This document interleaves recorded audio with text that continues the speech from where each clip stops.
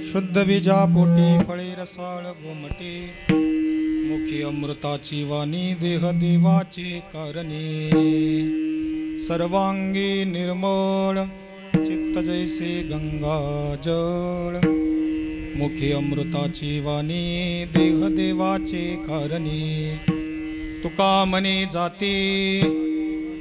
म्हणे जाती तापदर्शने विश्रांती मुखी अमृताची वाणी देह देवाचे कारणी समचरण सरोजम सांद्र निरांबुदाभं जगननिहितपाणिं मंडनं मंडनानां तरुण तुलसीमाला कुंदरं कंजनेत्रं सदयधवलासं विठ्ठलं चिन्तयामि पांडुरंगा करू प्रथम नमन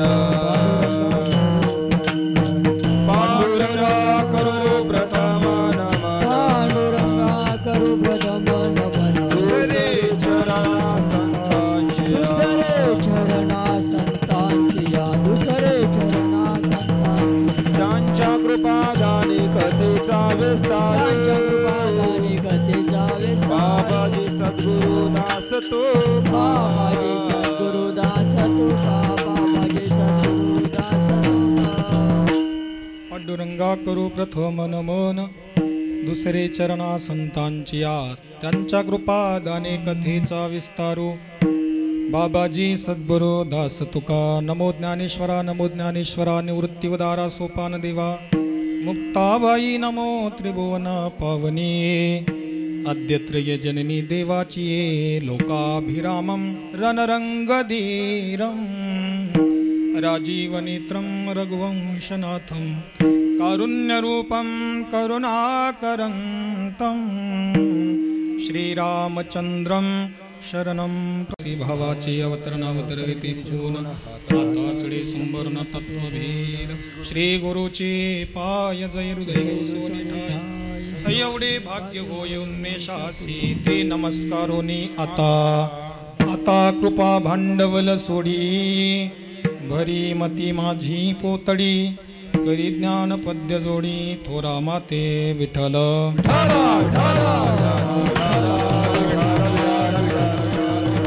संपाद्य ज्ञानंच विधाय भक्तिं विलोकितो येन समाधिराजः वैराग्यवन्तं सुविचारयुक्तं नमामि जोगं शिरसा गुरुन्तं शुद्ध बीजापोटी फळे रसाळ गोमटी मुखी अमृताची वाणी देहदेवाचे कारणी प्रस्तुत प्राप्त प्रसंगी प्राप्त स्थली कीर्तन रूपी सेवेसाठी निवडलेला अभंग जगद्गुरु जगद्वंदनीय संत श्रेष्ठ श्री तुकोबरायांचा 4 चरणाचा असून प्रस्तुत अभंगामध्ये जगद्गुरु संत श्रेष्ठ श्री तुकोबराय कार्य कारण भाव प्रतिपादन करतात विठ्ठल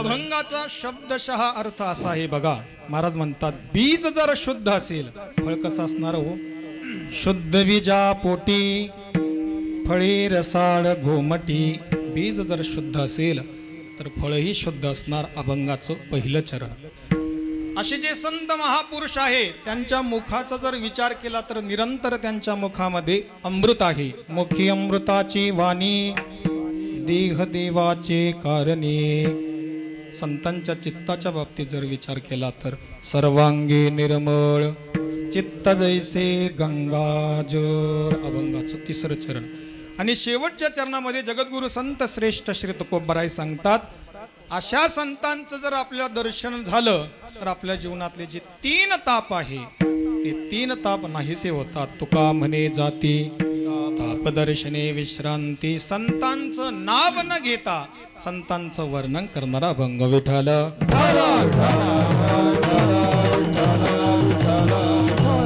अभंगाचा शब्दशः अर्थ आपण पाहिलेला याची ही सेवा कशा निमित्त आहे किम निमित्त आहे सर्वांना ज्ञात आहे 2 शब्दाचा परिहार अखिल कोटी ब्रह्मांड नायक भगवान पंढरीश पांडुरंग परमात्म्याच्या कृपेने साधू संतांच्या आशीर्वादाने आपल्या या पवित्र श्री क्षेत्र निमसोड या गावामध्ये अखंड अव्याहत तैल धारावत चालत असलेली ही दरवर्षीची परंपरा आणि याही वर्षी मोठ्या आनंदाने मोठ्या उत्साह आणि आनंदाने अगदी 3 तप ऐकलं का 3 तप पूर्ण करून मला असं वाटलं त्रितप पूर्ण झालं आता तसं वातावरण राहणार नाही पण अवशेष रीताने पुष्कळ रीतीने अगदी तेच वातावरण तोच उत्साह याही वर्षी आहे विठ्ठल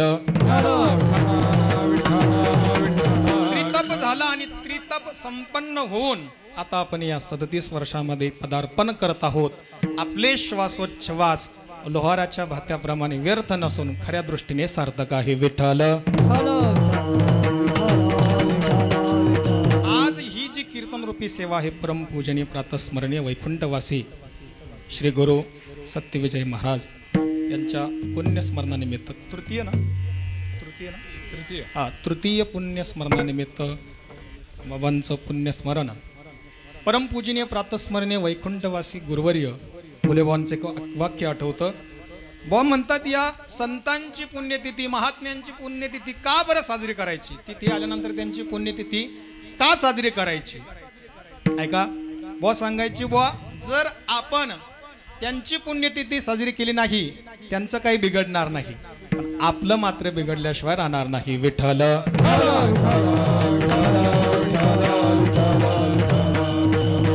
चैत्र शुद्ध असणारी आजची नवमी है ना अष्टमी परमपूजनीय प्रातस्मरणीय गुरुवर्य बाबांनी याच तिथीला आपला हा देह ठेवला काय वर्णन करावं अशा महापुरुषांचं मला असं वाटतं माझ्याकडे शब्द नाही, माझा अधिकारही नाही. पण भगवान संत श्रेष्ठ श्री ज्ञानोबा यांनी 8व्या अध्यायामध्ये जे वर्णन केलं ते वर्णन मात्र परमपूजनीय प्रातस्मरणीय गुरुवर्य भवांसाठी आपल्याला लागता येईल बघा.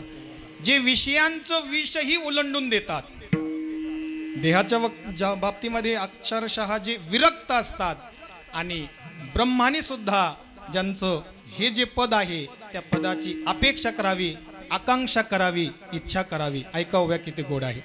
आणि विषयाची विष ओलंडोनी जे सर्वेंद्रिया प्रायश्चित देवोनी आहाती देहाच्या बैसोनी झाडातळी ते या परी विरक्त जयाची निरंतर वाट पाहत निष्कामासी अभिप्रेत सर्वदा जे ऐसे जे पद दुर्लभ आणि अगाध. असं जे पद आहे दुर्लभ आहे, अगाध आहे, ज्या पदाचं निरंतर वाट पाहतात योगी मंडळी, जे पद कोणत्याही साधनाने मिळत नाही अशा पदाला जे प्राप्त होतात ते पुरुष होते जे या परिलया जाती. विठ्ठल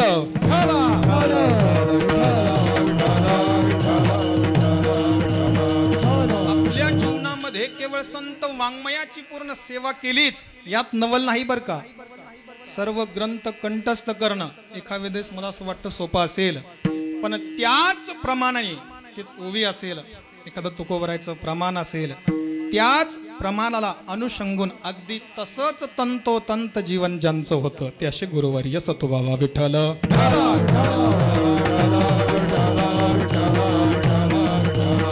मला माझं अहोभाग्य आहे की आमचे ज्येष्ठ गुरुबंधू भाऊसोमुळं त्यांचा थोडासा सानिध्य अल्प कालावधी मला 1 वर्षाचा मिळावला. 1 वर्ष चातुर्मासाला मी बाहेर थांबलो. भाऊ म्हटले बुवांजवळ थांबा ना. आता मला माहीत होतं बाबांचं स्वभाव कसा आहे, साधनानिष्ठ जीवन आहे. बुवांना रोज 3ला म्हणजे 3लाच उठावं लागतं आणि थोडासा मी आळशी नारायण असल्यामुळं मला असं वाटलं चातुर्मास तर आपल्याला श्रवण करायचं आहे, पण आपल्याला झोप बी घ्यायची आहे की नाही. घ्यायची झोप, पण किती झोप घ्यायची. आज आपण सकाळी चिंतन केलं की नाही, कालही चिंतन केलं. किती आळशी असतात, इतके आळशी असतात, इतके आळशी असतात. एक आमचा साधक आहे बघा, दुपारी मधुकरी जेवल्यानंतर दुपारी 12 वाजता बरं का, दुपारी 12 वाजता जेवल्यानंतर जे दुसऱ्या दिवशी 7लाच उठले असे आमचे साधक वर्ग आहे. विठ्ठल भाऊने आग्रह केला की बॉनजवळ थांबा आणि बॉनजवळ थांबण्याचा योग आला. ते जीवन अगदी जवळून मला पाहता आलं. हे माझं सद्भाग्य आहे. पहा की अगदी तंतोतंत भगवान संत श्रेष्ठ श्री ज्ञानोबा यांनी ज्या ओव्या खर्च केलेल्या आहे, विवेचन केलेलं आहे, त्याच पद्धतीने ज्यांचं जीवन आहे असे म्हणजे परमपूजनीय प्रातस्मरणीय गुरुवर्य बाबा आहे. आणि त्यांची सेवा अगदी फक्त आपल्या 1 तासात करायची बरं का.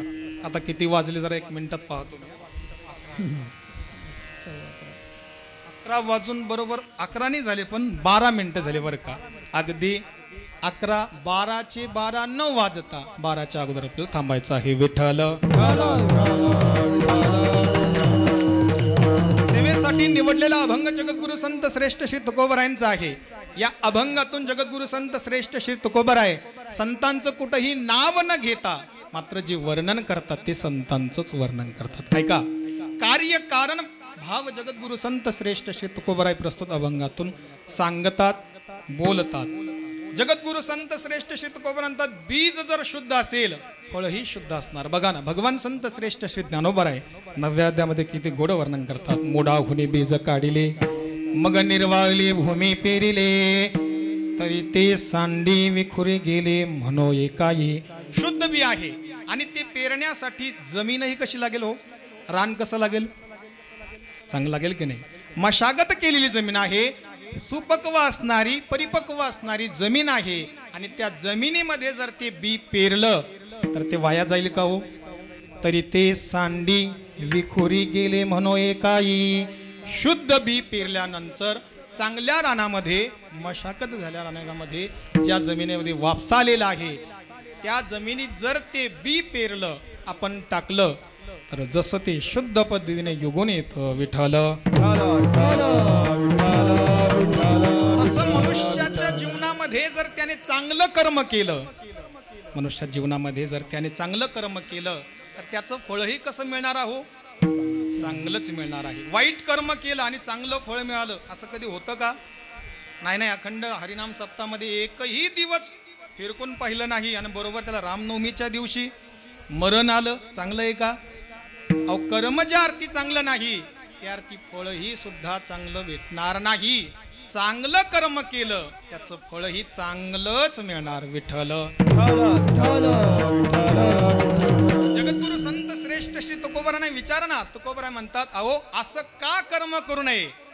ऐसे का हो न करा काही, ऐसे का हो न करा काही, ऐसे काही ऐसे का हो न करा काही. नाही नाश जा पुढे, नाही नाश जा, नाही नाश जा पुढे, नाही नाश जा पुढे, नाही नाश जा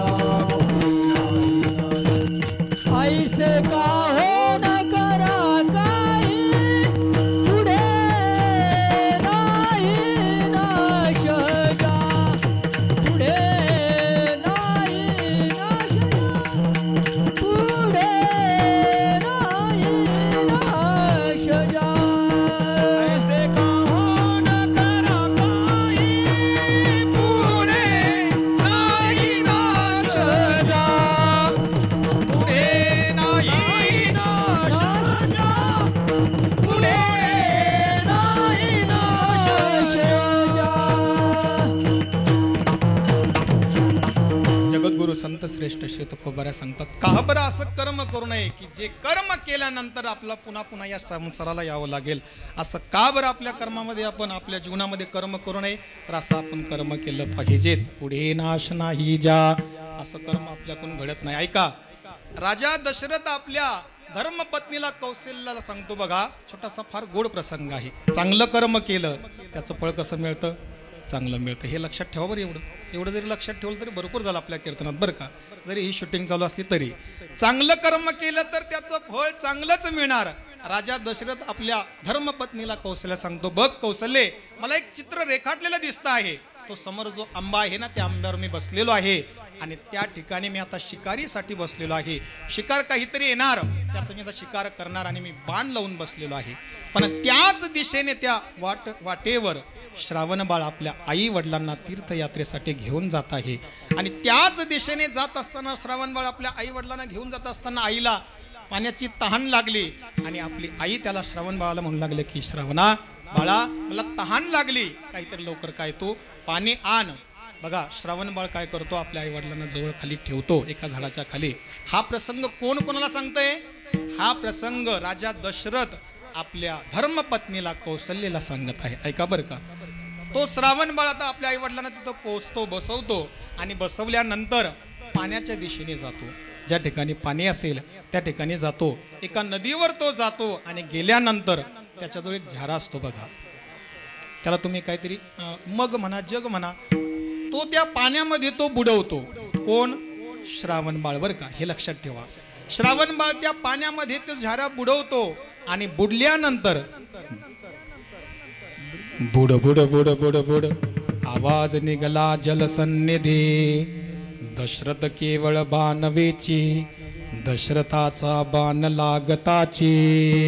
बुडबुड बुडबुड बुडबुड असा आवाज त्या पाण्यामध्ये निघू लागला. आता जणू काही मला असं वाटलं कौशल्ये की आता त्या ठिकाणी कोणता तरी हिंस्र जो पक्षी आहे तो पाणी पिण्यासाठी आला आहे. मला तो श्रावण बाळ दिसला नाही. मी मागचा पुढचा विचार केला नाही. तत्क्षणी तो बाण सोडला आणि तो बाण त्या श्रावण बाळाला लागला. श्रावण बाळाला लागल्यानंतर मग मी तिथं जाऊन पाहतो तर साक्षात तिथं कोणता पशु नाही, पक्षी नाही, तर कोण आहे? श्रावण बाळ आहे. आणि त्याच श्रावण बाळाने सांगितलं मला कौशल्ये की हे जे पाणी आहे ना, माझ्या आईला तहान लागलेली आहे, कृपया तुम्ही हे पाणी त्यांना द्या. एवढं म्हणून तो श्रावण बाळ गतप्राण झाला, त्याने देह ठेवला. पुढे ऐका, फार गोड वृत्तांत आहे. जेव्हा मग ते पाणी घेऊन राजा दशरथ निघाला आणि त्या दिशेने पाऊलवाट करत असताना पायाचा आवाज जसा जसा येऊ लागला श्रावण बाळाच्या आईला आणि वडिलांना, ते म्हणतात, आला का रे दादा श्रावणा, आला का रे बाळा. श्रावणा आलास का तू? फार दूर गेला होतात, कृपया मला माफ कर. मी तुला फार त्रास दिला दादा, फार त्रास दिला. मी तुला आता त्रास देणार नाही, पण मात्र मला तहान लागली होती. काय करावं रे श्रावणा, माफ कर बाबा. का बोलत नाही तू? एकही शब्द बोलत नाही. का बोलत नाही? कारण त्यांचा श्रावण बाळ काय झाला होता हो? मरण पावलेला होता, गतप्राण झालेला होता. ऐका, जसा जसा श्रावण बाळ म्हणजेच हे दशरथ राजा जवळ येतात, त्याचे आई वडील त्याला अनेक प्रश्न विचारतात, पण तरी देखील दशरथ राजा बोलत नाही.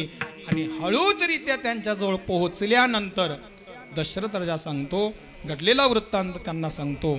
आणि तुमचा श्रावण बाळ गतप्राण झालेला आहे, मरण पावलेला आहे. मी राजा दशरथ आहे. तेव्हा श्रावण बाळांच्या आईने मला सांगितलं, अरे लेका राजा, तू मला माझ्या बालकाला, माझ्या बाळाला, श्रावणाला मारलेलंच आहेस ना, म्हणून मी तुला शाप देते. कोण शाप देतं? श्रावण बाळाची आई राजा दशरथाला शाप देते की जा, जसं पुत्र शोकाने आम्ही स्वतः आता जसं विव्हळ झालेलो आहोत, आमचं अंतकरण अगदी विव्हळ झालेलं आहे पुत्र शोकामध्ये, मीही तुला शाप देते. तुझ्या अंतकाळी तुझेही 4 पुत्र असतील, पण तुझ्याजवळ एकही राहणार नाही. अंतकाळ जेव्हा येणार तेव्हा एकही पुत्र तुझ्या जवळ राहणार नाही. मग राजा दशरथ आपल्या कौशल्या धर्मपत्नीला सांगतो की कळलंय का कौशल्य, मला कळलंय, मला बरं का कळलंय, मला माझ्या प्रारब्धाला, माझ्या दुःखाला कारण मंथरेची गंगा नाही, माझ्या रामाच्या वनवासाला कारण ही मंथरेची गंगा नाही, मी नाही, तर माझं झालेलं जे पाप आहे ते पाप कारणीभूत आहे. विठ्ठल म्हणून चांगलं जर कर्म केलं तर त्याचं फळ चांगलंच मिळणार आहे. वाईट जर कर्म केलं मग तो राजा प्रभू रामचंद्रांचा बाप जरी असलं तरी देखील त्याला ते वाईट कर्म भोगावंच लागलं. विठ्ठल चांगलं कर्म केल्यानंतर त्याचं फळ जर चांगलं असेल, तद्वत रीतीने जर आपण शुद्ध बी जर पेरलं तर त्याचं फळ कसं असणार? अभंगाच्या पहिल्या चरणामध्ये शुद्ध बीजा पोटी भवे रसाल गोमटी, भवे रसाल गोमटी, भवे रसाल गोमटी.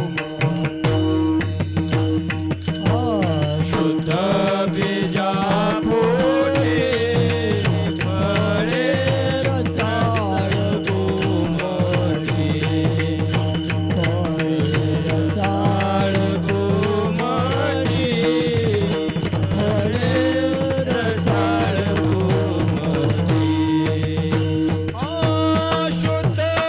शुद्ध बीजा पोटी भवे रसाल गोमटी, भवे रसाल गोमटी, भवे रसाल गोमटी. शुद्ध बीजा पोटी भवे रसाल गोमटी, भवे रसाल गोमटी, भवे रसाल गोमटी. अभंगाच्या पहिल्या चरणामध्ये जगद्गुरु संत श्रेष्ठ श्री तुकोबाराय सांगतात, शुद्ध बीजा पोटी फळे रसाळ घुमटी. बीज जर शुद्ध असेल तर फळे कसं असणार? शुद्ध असणार.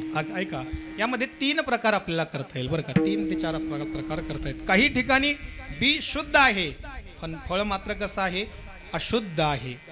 काही ठिकाणी फळ शुद्ध आहे पण बी मात्र अशुद्ध आहे.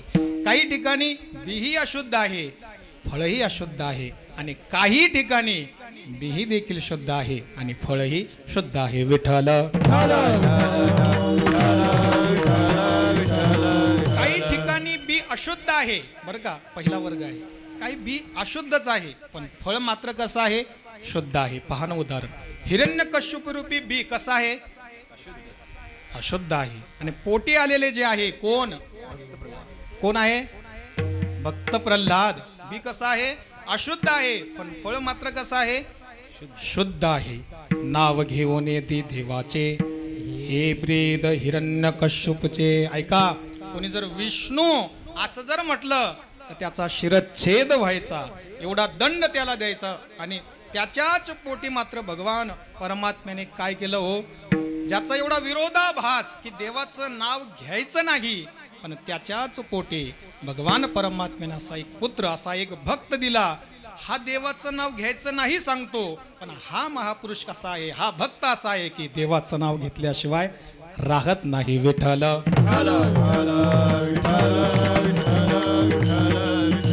बी अशुद्ध आहे, फळ मात्र कसं आहे, शुद्ध आहे. चला पुढे पुढे चला, म्हणजे चिंतनाच्या दिशेने पुढे चला. काही ठिकाणी बी मात्र कसं आहे, अशुद्ध आहे, फळ मात्र कसं आहे, शुद्ध आहे. भगवान श्रीकृष्ण परमात्मा रूपी बी कसा आहे हो, शुद्ध आहे की नाही. जगाचा चालक, मालक, करतुम अकर्तुम अन्यथा करतुम भगवान श्रीकृष्ण परमात्मा रूपी बी शुद्ध आहे. पण त्यांच्याच पोटी असणारे 56 कोटी असणारे टिंब टिंब कोण माहित नाही तुम्हाला? हा कोणतरी बोललं ना इकडं, यादव कसे होते, चांगले होते का? चांगले नाही ना, तुमचा काय त्यांचा बांधाला बांध नाही ना. यादव, हा ऐका, बी अतिशय शुद्ध आहे, पण फळ मात्र त्यांच्या पोटी येणारे जे यादव आहे 56 कोटी यादव, ते मात्र अशुद्ध आहे. आणि काही ठिकाणी बी ही अशुद्ध आहे, फळही अशुद्ध आहे. आपण नेहमी ज्याचं चिंतन करतो बघा, ज्ञानेश्वरीमध्ये चिंतन करतो, धृतराष्ट्ररूपी बी कसा आहे हो, हा अशुद्ध आहे. आणि दुर्योधन असणारे 100 कौरव कसे आहे, अशुद्धच आहे. आणि काही ठिकाणी मात्र बीही शुद्ध आहे आणि फळही शुद्ध आहे. भजन करा विठ्ठल.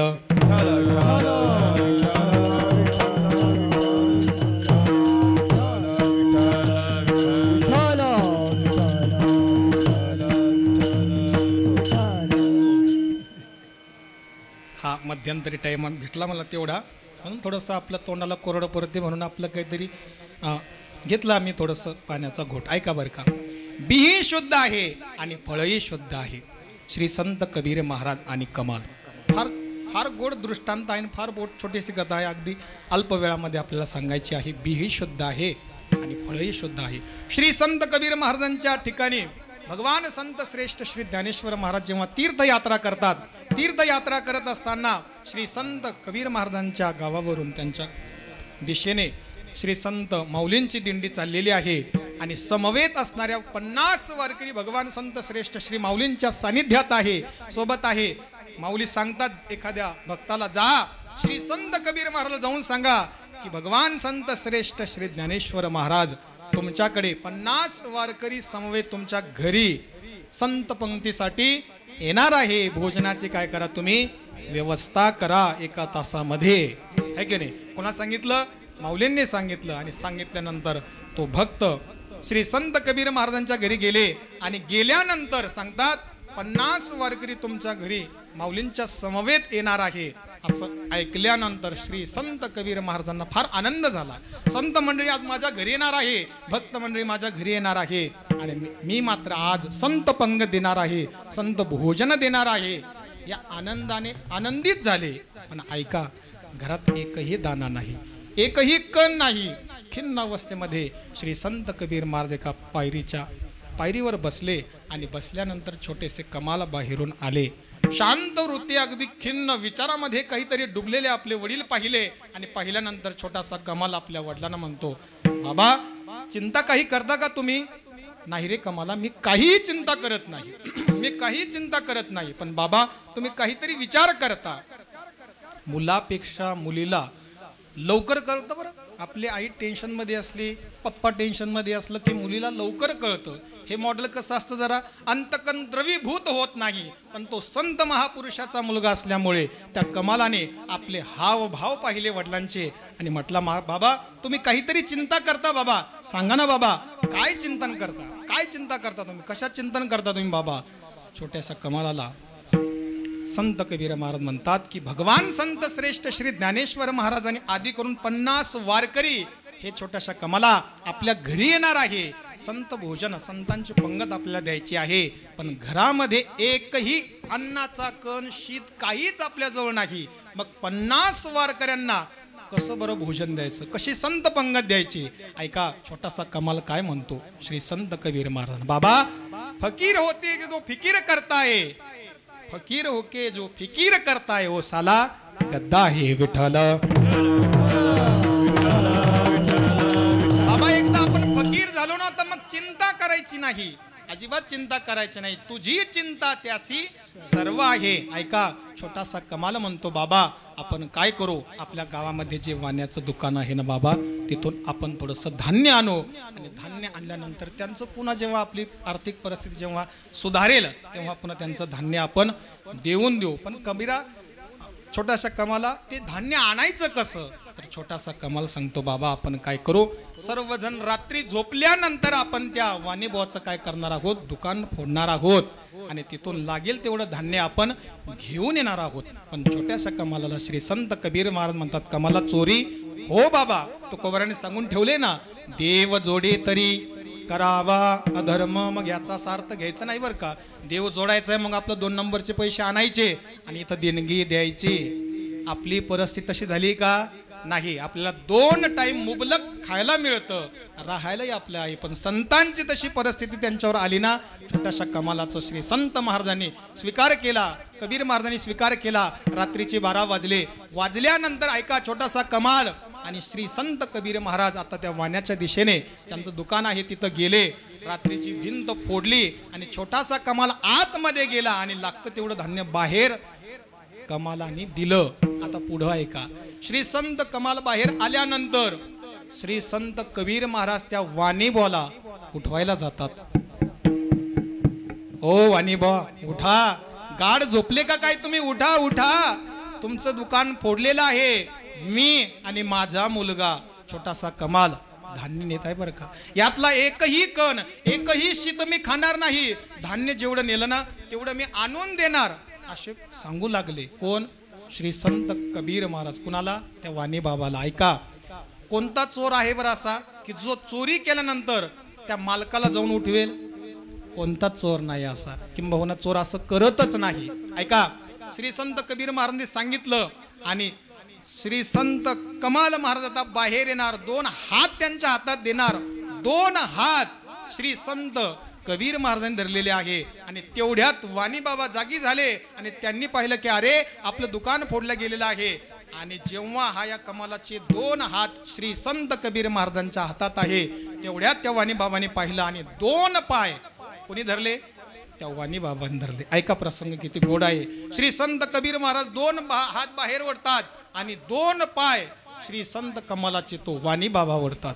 छोटासा 5 ते 6 वर्षाचा असणारा कमाल बाबांना म्हणतो, श्री संत कबीर महाराजांना म्हणतो की महाराज बाबा मागचा पुढचा विचार करू नका, आता सुरा काढा आणि सुरा काढून माझा शिरच्छेद करा आणि हे अन्न मात्र जी संत मंडळी येणार आहे ना त्यांना मात्र तुम्ही संत पंगत द्या.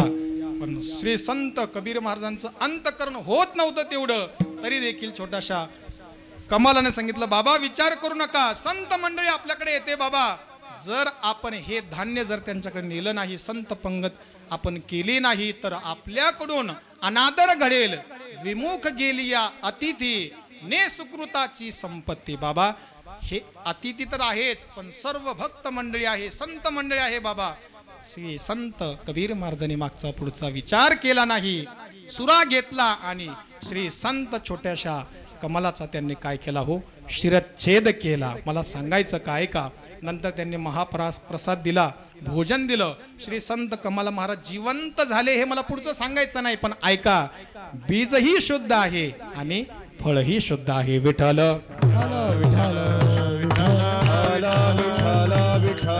श्री संत कबीर महाराजांनी कमाल रूपी बीही शुद्ध आहे आणि फळही शुद्ध आहे. कहो तुम्ही बी बी बी बी सांगताय, फळ फळ सांगताय, पण या बियाचे काही प्रकार आहे का?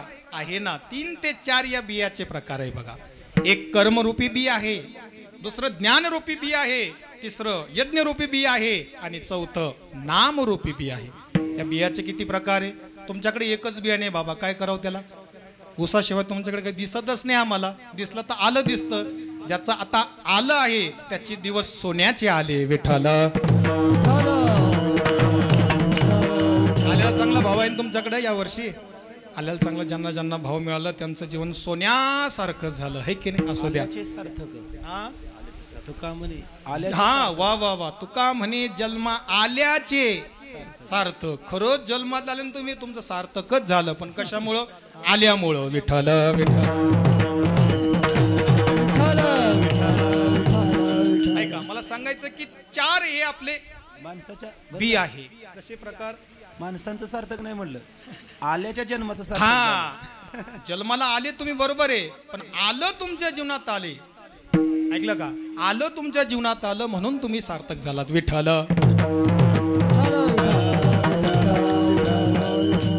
कर्मरूपी बी आहे. जसे बियाचे अनेक प्रकार आहे की नाही. ऊसाचं बी आहे. अजून कशाचं बी आहे? आल्याचं बी. सर्व बी आता जे आपल्याला जमिनीत लावायचं म्हटल्यानंतर ते काय झालं? बीज झालं. तशी कर्मरूपी बी आहे, ज्ञानरूपी बी आहे, यज्ञरूपी बी आहे आणि नामरूपी बी आहे. बरं 4 बी आहे सुद्धा. परमार्थिक दृष्टीने चिंतन करूया आपण. 4 बी आहे. एक आहे कर्मरूपी बी. कर्मरूपी बियाचं काय माहितीये का? एकच फळ आहे, अंतःकरण शुद्ध.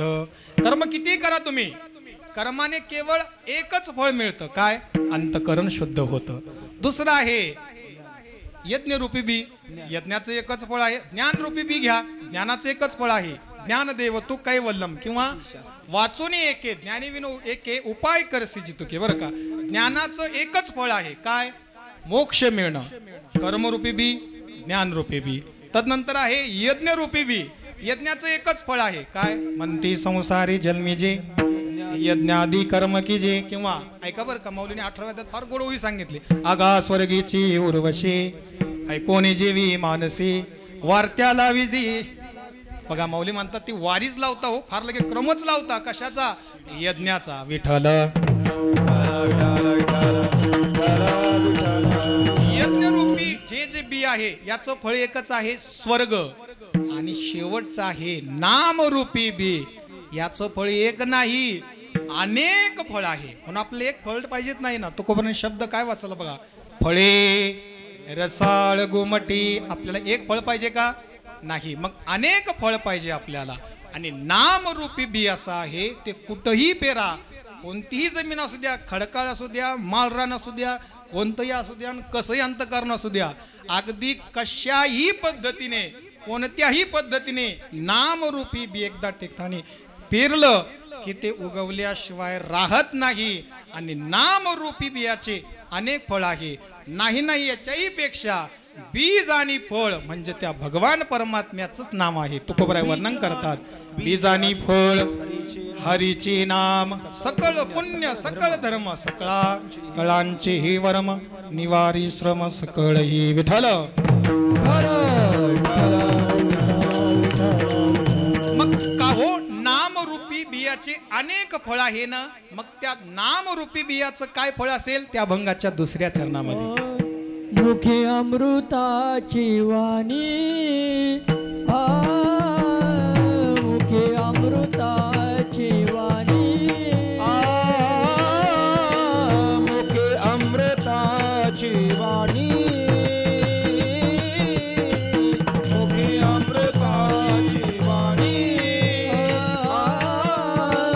मुखे अमृताची वाणी. मुखे अमृताची वाणी. मुखे अमृताची वाणी. मुखे अमृताची वाणी.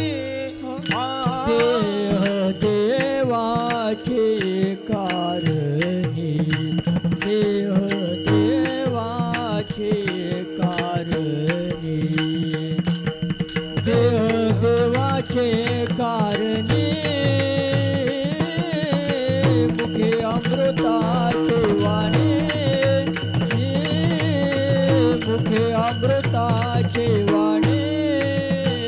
देह देवाचे कारणी. देह देवाचे कारणी. देह देवाचे कारणी.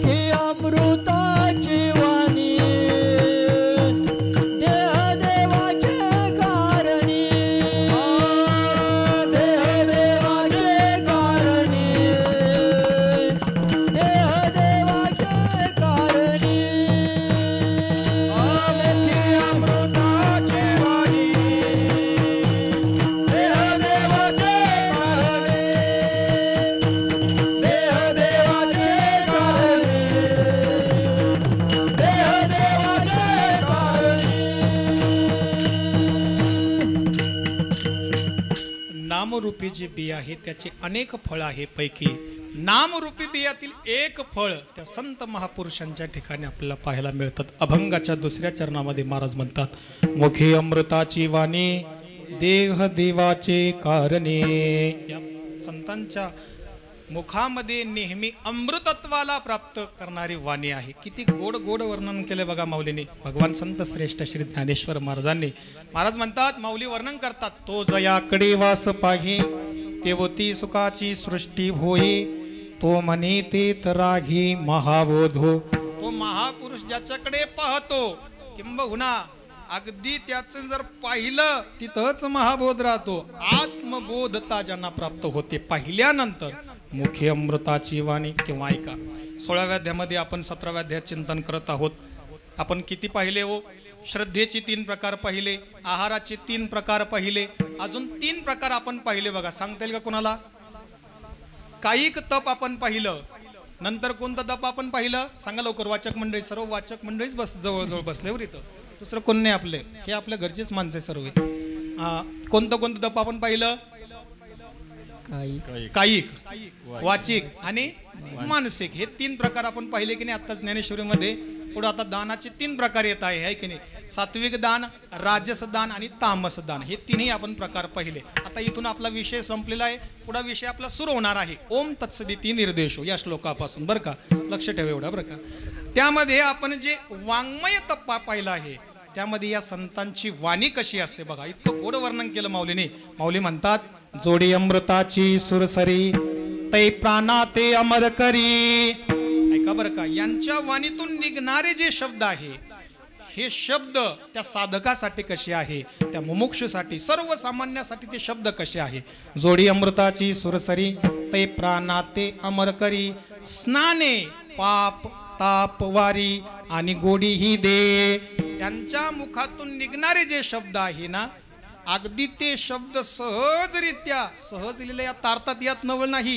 स्नान पाप ताप सर्व अगदी यांच्या मुखातून जेव्हा शब्द निघतात, शब्द जैसे कल्लोळ अमृताचे. त्यांचे शब्द असे आहे, माऊली म्हणतात, साचा निमवाळ मितले परिरसाळ. शब्द जैसे कल्लोळ किंवा बोल जैसे कल्लोळ अमृताचे, असे त्यांचे अमृताचे शब्द आहे. आता आपण मधुरावाणी ओटी, मधुरावाणी ओटी, मधुरावाणी ओठी, मधुरावाणी ओठी, ओठी, मधुरावाणी ओटी तो कामनी वाव ओटी. वा, मधुरावाणी ओटी तू कामनी वाव पोटी. मधुरावाणी ओट तू कामनी वाव पोटी. मधुरावाणी ओट तू कामनी वाव पोटी. तू कामने वाव पोटी. मधुरावाणी ओटी,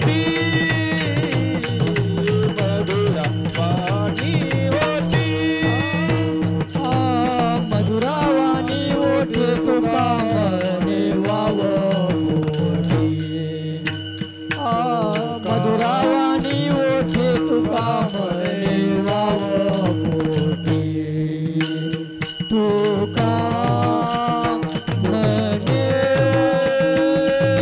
तुका मने वाव पोटी. मुखे मधुरावाणी ओठी, मधुरावाणी ओठी.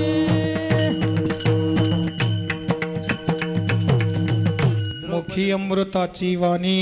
त्यांच्या वाणीमध्ये अमृतत्वाला प्राप्त करणारी किंवा अमृतच दिवा. अमृत हे मुखे स्रवतसे. त्यांच्या मुखातून येणारे जे शब्द आहे ते शब्द अमृतत्वाला प्राप्त करून देणारे किंवा अमृतत्व मिळवून देणारे शब्द आहे. म्हणून तुकोबराय म्हणतात, मुखे अमृताची वाणी. त्यांच्या मुखामध्ये नेहमी अमृतत्वाला प्राप्त करून देणार आहे. मग देहाच्या बाबतीत विचार करा त्यांचा. देह देवाचे कारणे. नेहमी त्यांचा देह हा नेहमी भजनामध्ये पूजनामध्ये साधनामध्ये करण्यामध्ये धडपड असतो. परमपूजनीय प्रातस्मरणीय गुरुवर्य ज्यांच्या पुण्यतिथीनिमित्त आपण हे चिंतन करत आहोत त्यांच्या जीवनाचा आढावा घ्या. एकही क्षण असा त्यांच्या जीवनामध्ये जात नाही की त्यांनी साधना केली नाही. देखे साधको निघोनी जाये मागा पावलांची ओळ राही तेथ ठाई ठाई होय अनिमादिक. ऐका, ही ओळी मागच्या वर्षी सांगितली भाऊ, या वर्षी आवर्जून सांगतो. परमपूजनीय गुरुवर्य श्री गुरु चैतन्य महाराजांनी ही प्रवचनात ओवी सांगितली. भाऊ महाराज त्या वर्षी चातुर्मासला मी सोबत होतो. भाऊ तुम्ही गावाकडे आलेत.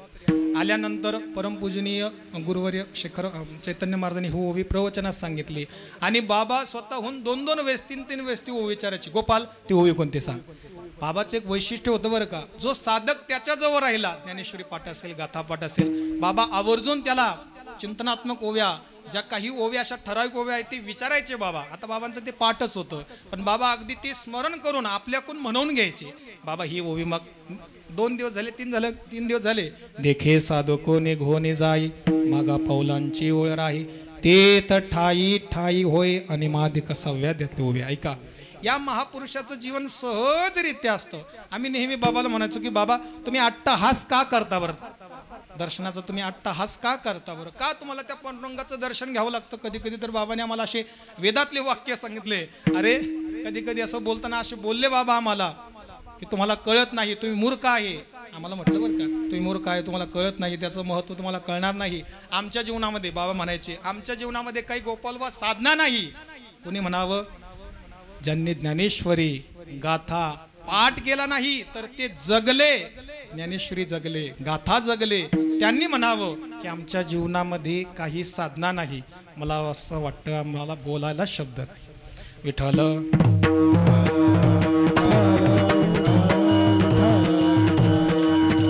त्याच वर्षी नेमकं मी बुवाजवळ गेलो आणि गेल्यानंतर चंद्रग्रहण आलं. चंद्रग्रहण आलं म्हणजे माझंही चांगलं ग्रहण निघलं. त्या दिवशी काय झालं, बुवांचं 3 वेळेचं स्नान असतं, स्पर्श, मध्य आणि मोक्ष. बुवांचं 3 वेळेस स्नान.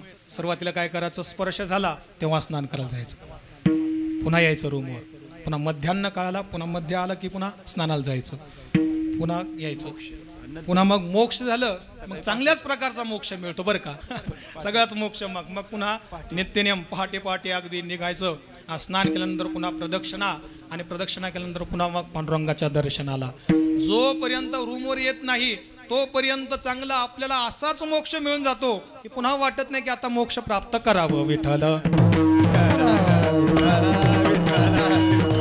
बरोबर. महापुरुषाजवळ राहिल्यानंतर तो का म्हणे अंगे व्हावे ते आपण तरीच महिमाने येईल कळू. बरं, त्यांच्या सानिध्यात राहिल्यानंतर कधी कधी असं वाईटही वाटायचं की आपले जीवन किती निरर्थक आहे, किती आपण या संसारासाठी हे जीवन खर्च करतो. पण ज्या महापुरुषांनी आपला क्षणही वाया घालवला नाही, केवळ आणि केवळ संत महापुरुषांनी आपल्या जीवनामध्ये हे संत वाङ्मय म्हणजे आपलं जीवन केलं. विठ्ठल एक दिवस सहज मी बुवांचं घडी जात वाया, काल नाही घडी जात वाया.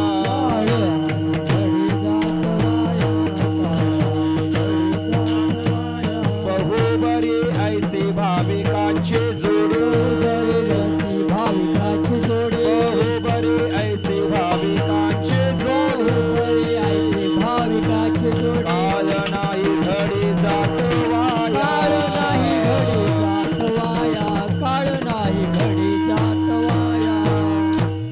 एक क्षणही त्यांचा काळ व्यतीत होत नाही, क्षण वाया जात नाही. देहदेवाचे कारणे नेहमी ते चिंतनात राहतात. ऐका, एक दिवस मी सहज बुवांचं दर्शन घेतलं आणि दर्शन घेतल्यानंतर बुवा म्हणला आम्हाला दर्शन घेऊ देत जा, आमच्या बुद्धीत जर काही परिवर्तन झालं तर परिवर्तन होईल. ऐका, बुवाने एक 9व्या अध्यायातली ओवी सांगितली. जयाचे आयुष्य धाकुटे होय, बळ प्रज्ञा जिरोनी जाय, तयाचे नमस्कारी ती पाय वडील म्हणून. बरं गोपाळबा म्हणले काय म्हणतो मी, हुशारे म्हणले फार.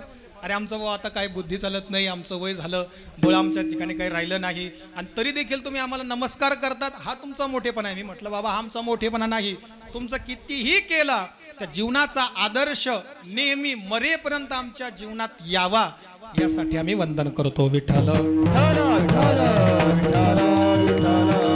नेहमी त्यांचा देह अगदी प्रत्येक क्षण ना क्षण केवळ आणि केवळ साधनामध्ये रत होतो म्हणून देह देवाचे कारणे. त्यांच्या चिंताच्या बाबतीमध्ये जर सदा सर्व काळ ज्यांचं केवळ आणि केवळ चिंतनातच वेळ जातो बरं का, क्षणही अगदी त्यांचा वाया जात नाही किंवा ते महापुरुष जाऊ देत नाही, असा देह देवाचे कारणे आणि चित्ताच्या बाबतीमध्ये जर विचार केला तर सर्वांगाने त्या महापुरुषाचं चित्त कसं झालेलं आहे, तर गंगेचं जसं पाणी आहे बघा ना, गंगेचं काय स्वरूप आहे.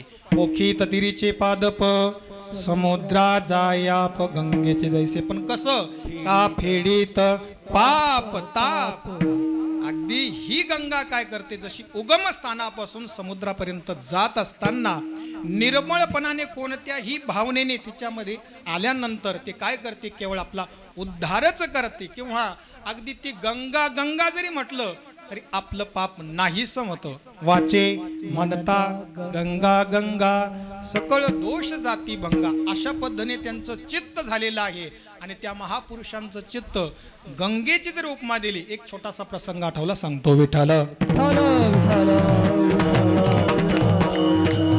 श्री संत कान्होबा महाराज केंद्र पाबळचे बरं का, कान्होबा महाराज त्यांच्या जीवनातला छोटासा एक प्रसंग असा आहे, ऐका. त्यांच्या काळामध्ये असणारा एक राजा सत्ताधीश, त्या सत्ताधीश असणाऱ्या राजाला कळालं की श्री संत कान्होबा महाराजांकडे काय आहे, एक परीस नावाचा धातू आहे. आणि तो परीस नावाचा धातू काय करतो हो माहितीये का तुम्हाला? नाही माहित ना, मी सांगतो ऐका. तो परीस नावाचा धातू काय करतो, लोखंडाचं सोनं करतो. अशी एक बातमी त्यांना कळाली, त्या सत्ताधाऱ्याला कळाली. आणि कळल्यानंतर ते लगेच त्यांनी काही आपले शिपाई असेल, जवळचे सेवक असतील, त्यांच्याजवळ पाठवलं. जा श्री संत कान्होबा महाराजांना काय करा, अटक करा किंवा त्यांना घेऊन या असं सांगितल्यानंतर त्या सत्ताधाऱ्यासमोर श्री संत कान्होबा महाराजांना उभं केलं. महाराज, तुमच्याकडे जो परीस धातू आहे तो आम्हाला देऊन टाका. काय करा, आम्हाला देऊन टाका. तुम्ही काहीतरी बोच आहे, महाराज आहे, तुम्हाला काय करायचं, तो आम्ही सत्ताधारी आहोत, काही राज्य कारभार राजवैभव वाढवण्यासाठी आम्हाला तो परीस धातू लागतो. पण श्री संत कान्होबा महाराज म्हणतात, महाराज तुम्हाला मुळात जी बातमी दिलेली आहे ती बातमीच काय आहे, खोटी आहे. माझ्याकडे कोणताच परीस धातू नाही. ऐका, गोड प्रसंग आहे, असण्यासाठी सांगत नाही, गोड प्रसंग आहे. श्री संत कान्होबा महाराज म्हणतात, तुम्हाला जी बातमी मिळाली तीच मुळात चुकीची आहे. माझ्याकडे परीस धातू नाही, माझ्याकडे परीस धातू नाही. त्या सत्ताधाऱ्याला राग आला. रागाच्या भरामध्ये त्याने स्वतःची तलवार काढली आणि श्री संत कान्होबा महाराजांच्या जशी अंगाला लावली, ती तलवारच काय झाली हो, सोन्याची झाली. ऐकता ना तुम्ही? असं ज्यांचं चित्त सर्वांगाने सोन्यासारखं नाही, सोन्याही पेक्षा गंगेसारखं ज्यांचं चित्त अगदी निर्मळ झालेलं आहे, चित्त जैसे गंगाजळ. त्या श्री संत कान्होबा महाराजांची जेव्हा भगवान संत श्रेष्ठ श्री ज्ञानेश्वर महाराजांनी समाधी घेतली, त्या समाधीजवळ पहिलं कीर्तन जर कोणात झाले असेल, श्री संत कान्होबा महाराजांचं विठ्ठल. आजही कार्तिक त्रयोदशीला समाधी उत्सवाच्या प्रित्यर्थ आजही त्यांचे वंशज समाधी समोर कीर्तन करतात. मला सांगायचं काय, चित्त जैसे गंगाजळ, सर्वांगाने ज्यांचं चित्त निर्मळ झालेलं आहे. परमपूजनीय प्रातस्मरणीय बुवांकडे जर तुम्ही गेलात तर बुवांकडे वैशिष्ट्य असं होतं की एकदा व्यक्ती गेला की गेल्यानंतर बुवा त्याचा आवाज आणि स्पर्श असं लक्षात ठेवायचं की वर्ष 2 वर्षानंतर पुणे तुम्ही बुवांजवळ जा, अगदी बुवा तुमच्या नावानिशी, तुमच्या स्पर्शानिशी तुम्हाला ओळखायचं. सर्वांगाने ज्यांचं चित्त, मलिनताच नाही हो, कपटच नाही ना, द्वेषच नाही, कुणाचा राग नाही, द्वेष नाही, कुठलेच विकार नाही, सर्वांगाने चित्त निर्मळ झालेलं आहे.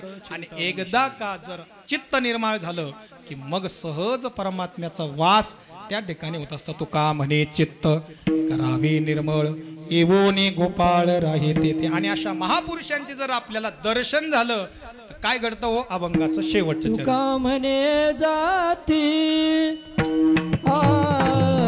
तुका म्हणे जाती, तुका म्हणे जाती, तुका म्हणे जाती, तुका म्हणे जाती, तुका म्हणे जाती, तुका म्हणे जाती, तुका म्हणे जाती.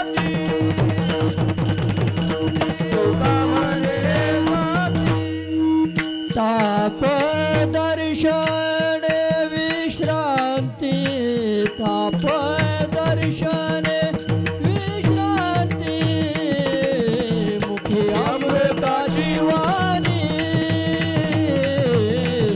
मुखी अमृताची वाणी दर्शने विश्रांती दर्शने विश्रांती मुखी अमृताची वाणी मुखी अमृताची वाणी देह देवाचे कारणी आ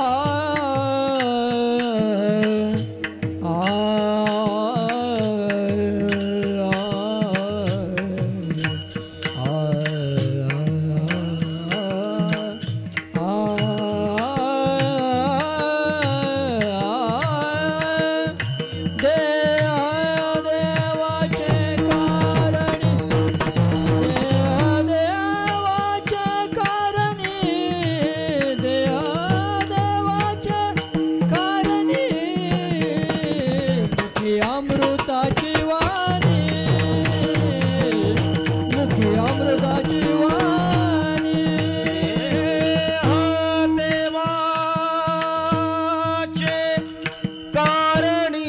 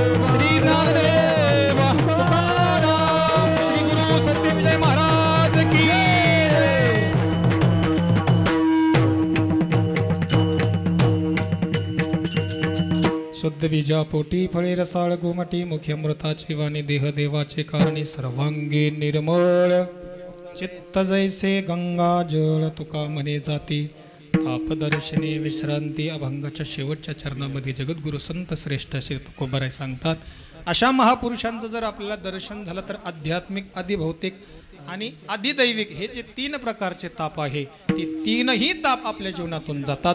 अभंगाचा भावार्थ संपला. चारही चरणामध्ये जगद्गुरु संत श्रेष्ठ श्री तुकोबाराने जे विधान केलं तेच जीवन अगदी निष्णात अगदी तंतोतंत ज्यांचं बसतं ते म्हणजे श्री गुरु बाबा आहे. ऐका, ज्यांचं बीजही शुद्ध आहे, अगदी घरानंही शुद्ध आहे, पवित्र ते कुळ, पावन तो देश, ज्या ठिकाणी बाबा जन्माला आले, ज्या आईच्या पोटी बाबा जन्माला आले, ती आईची कुसही धन्य आहे. कालच भाऊनी श्लोक सांगितला, कुलम पवित्रम जननी कृतार्था. बीजही शुद्ध आहे, फळही शुद्ध आहे. शुद्ध बीजा पोटी फळे रसाळ गोमटी. ज्या माता माऊलींच्या ठिकाणी बाबांनी जन्म घेतला त्या आईची कुस धन्य झाली. शुद्ध बीजा पोटी फळे रसाळ गोमटी. त्यांच्या बाबतीमध्ये विचार करावर त्यांची वाणी, अरे बुवांनी सहज जरी शिवी जरी दिली, मी सांगितलं ना आपलं, हा सहज बोलणे, असं बोलणं होतं सहज, चांगल्या चांगल्यानं सुद्धा. हा बुवांना बापरे कठीण काम होतं बुवांचं, एकच बोलायचे दोनच बोलायचे, कोणी असो, रोख ठोक बुवांचा व्यवहार होता बरं का.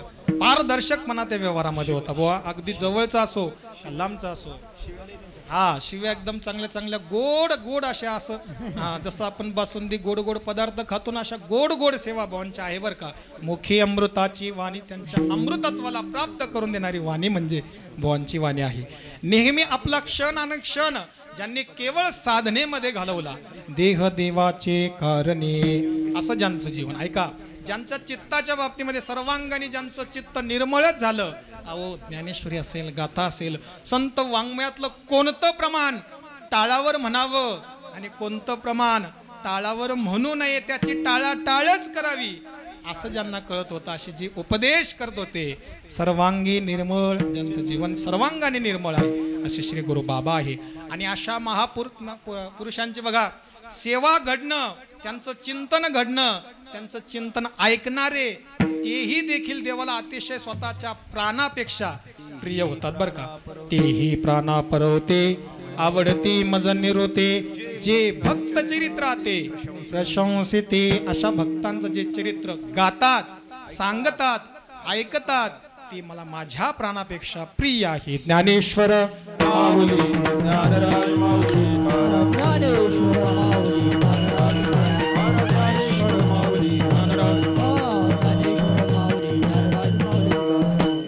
झालेली सेवा श्री गुरु बुवांच्या चरणी, जरी ती देहरूपाने नसले तरी ज्या स्वरूपामध्ये ते विलीन आहे, त्यांच्या चरणी ही अंतःकरणपूर्वक ही सेवा समर्पित करतो. माऊलींच्याच भाषेत सांगायचं झालं तर, वाचोनी पढे ना वाची, ना सेवा ही जाणी स्वामीची, ऐसिया मज कीर्तनाची योग्यता के. असे काय या गुरुबंधूंच्या मनात असेल, भाऊंच्या मनात असेल. सर्वच हे माझ्यापेक्षा सर्व गुणाने संपन्न आहे, मी सर्व वयात बी लहान आहे, पण काय त्यांचा अंतरीचा जो धाव आहे, काय बुवांची सेवा माझ्याकडून घडली नाही, बुवांची सेवा भाऊंनाच घडली. अधिकारी खरं ते आहे या सेवेचे, पण ते सेवेचा मोठेपणा आम्हाला देतात. तो सेवेचा मोठेपणा माझ्याजवळ काहीच नाही, माझा अधिकार शून्य, मी अगदी यत कश्चित एक साधक आहे, पण तोडकी मोडकी सेवा बुवांच्या चरणी समर्पित करतो. बोलत असताना अनवधानाने एखादा शब्द जर वाईट गेला असेल, बोलविले तैसे बोलविले देवी, माझे तुम्हा ठावे जाती कुळ, करा क्षमा काही नका धरू कोप. संत माय बाप दिनावरी, वाचेचा चाळक झाला दावी, वर्म उचित ते धर्म तुम्हा पुढे, तुका म्हणे पुढे अपराध नेनता, द्यावी आता सत्ता पांडुरंगा. ह्या संतांच्या चरणी आपण विनम्र भावाने अंतःकरणपूर्वक ही सेवा समर्पित करूया. ज्या वारकरी शिक्षण संस्थेमध्ये आम्ही अध्ययन केलं, असे ब्रह्मनिष्ठ, ज्ञाननिष्ठ, वैराग्यनिष्ठ सर्व गुरुजनांच्या चरणी ही सेवा समर्पित करतो. ज्येष्ठ सर्व श्रेष्ठ गुरुबंधू या ठिकाणी आहे, नुसते उभे नाही ते, तर महाराष्ट्रामध्ये त्यांना आदराचं स्थान आहे. पाहत असताना सुद्धा त्यांच्याकडे सर्व मंडळी आदराने पाहतात. अशा सर्व आमच्या गुरुबंधूंच्या चरणी ही सेवा समर्पित करतो. तुम्ही अगदी 1 तास बरोबर, माझ्या अजून 5 मिनटं बाकी बरं का, अजून 5 मिनटं बाकी, पण 5 मिनटामध्ये हा परिहार देऊन तुमच्या हे 1 मिनटं तुमचा मी शिल्लक ठेवणार नाही, तुमच्याकडे 1 मिनटं माझा शिल्लक राहू देणार नाही, मी अगदी फिटमफाट करणार आहे बरं का. झालेली सेवा तुमच्या चरणी समर्पित करतो आणि सेवेला पूर्णविराम. विठ्ठल जय जय,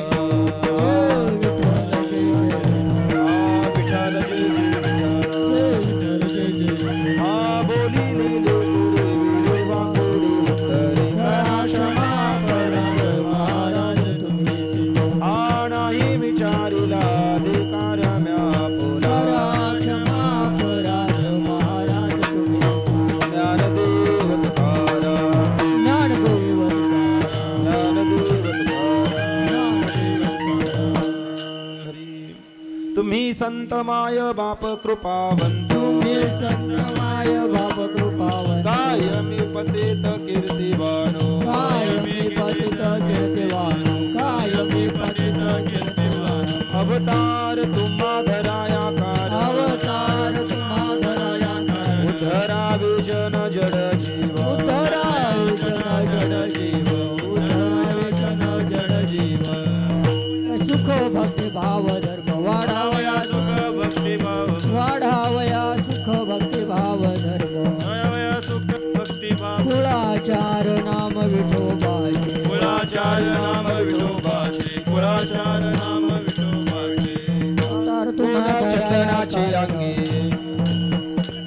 तुका म्हणे गुण चंदनाची, तुका म्हणे गुण चंदनाचे. कैसे तुम्ही जागी संत जन, कैसे तुम्ही जगी संत जन, कैसे तुम्ही जगी संत जन. अवतार तुम्हा धराया, अवतार तुम्हा धराया, उद्धरा विजन जड जीव, उद्धरा विजन जड जीव, उद्धरा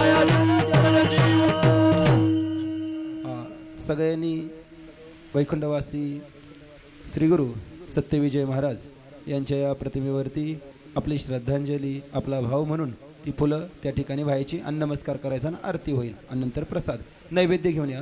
हरी पुंडली गवर्धा हरी विठ्ठल श्री ज्ञानदेव तुकाराम पंढरीनाथ भगवान की जय. माऊली ज्ञानेश्वर महाराज जगद्गुरु तुकाराम महाराज झाले समाधान झाले समाधान तुमचे धरिले चरण आता उठावे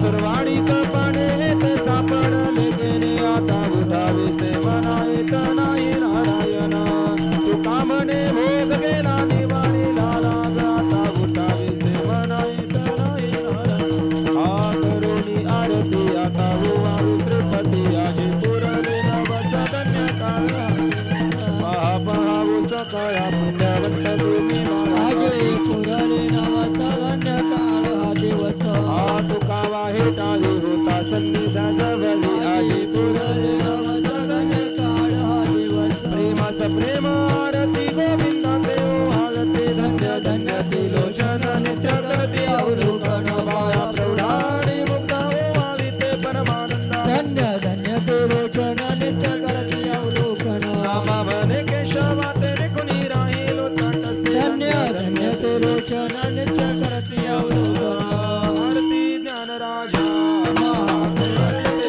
सेवती साधू संत म्हणू वेदिरा माझा आरती ज्ञान राजा अवतार पांडुरंग नाव ठेवले ज्ञानी आरती ज्ञान राजा महादेवल तेजा प्रगट गुह्य बोले विश्वकर्माची केले आवड नादले पायी प्रगट ठेवले महादेवल तेजा सेवती साधू संत म्हणू वेदिरा माझा आरती ज्ञान राजा आरती तुकारामा स्वामी सद्गुरु रामा सच्चिदानंद मूर्ती माय दाखवी आम्हा राघव सागरात भाषण तारिले जैसे तुम्हारे अभंग रक्षिले आरती तुकारामा स्वामी सद्गुरु रामा सच्चिदानंद मूर्ती पाय दाखवी आम्हा तुम्ही राजल बेसी ब्रह्म तुकासी आवे म्हणून वैष्णवी मस्तक देवीले आरती तुकारामा स्वामी सद्गुरु रामा सच्चिदानंद मूर्ती पाय दाखवी आम्हा गाली डांगन वंदन आयन रूप तुझे मी आनंद पूजन गावे वायन